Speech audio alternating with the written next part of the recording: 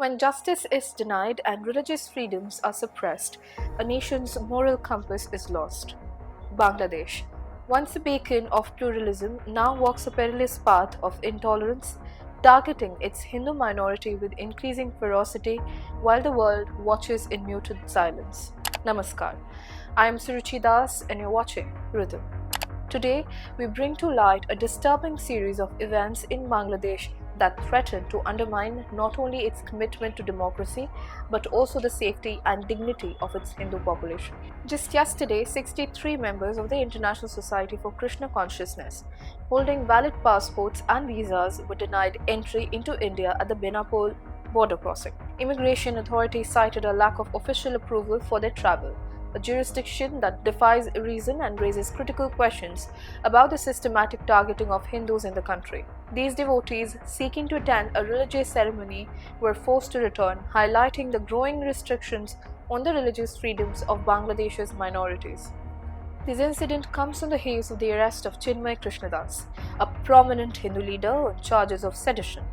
Das was detained at Dhaka's Hazrat Shahjalal Airport last week amid allegations of raising a saffron flag at a protest. His detention has ignited a wave of unrest, with over 200 Hindu temples vandalized since the Sheikh Hasina government's abrupt exit in August. These incidents reflect a grim pattern of escalating persecution against the Hindu community, long marginalized in Bangladesh. The persecution is not new.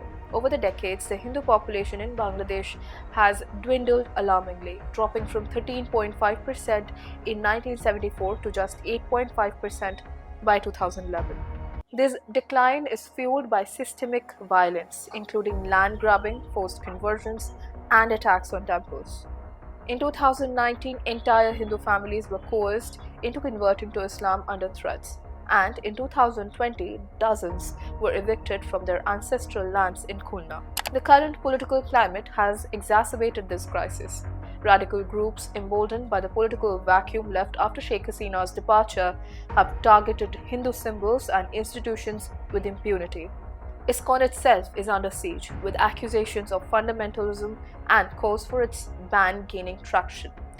While the Bangladeshi courts dismissed such petitions, the government's labeling of ISKCON as a fundamentalist group signals an institutional bias. Even during festivals like Durga Puja, restrictions were imposed, citing vague security concerns. These measures, combined with financial curbs on ISKCON-affiliated individuals, paint a harrowing picture of religious intolerance. The arrest of Chinmay Das only adds fuel to an already volatile situation, with protests spreading to India, where the Hindu community is demanding action. In response, India has expressed grave concerns, urging Bangladesh to uphold the rights of minorities. The Indian Ministry of External Affairs has called for transparency in handling cases like Das's and emphasized the need to protect religious freedoms. However, with ISKCON devotees worldwide turning to prayer for divine intervention, the situation remains precarious. A nation that fails to protect its minorities fails at its very soul. Bangladesh must recognize that communal harmony is the foundation of any democracy.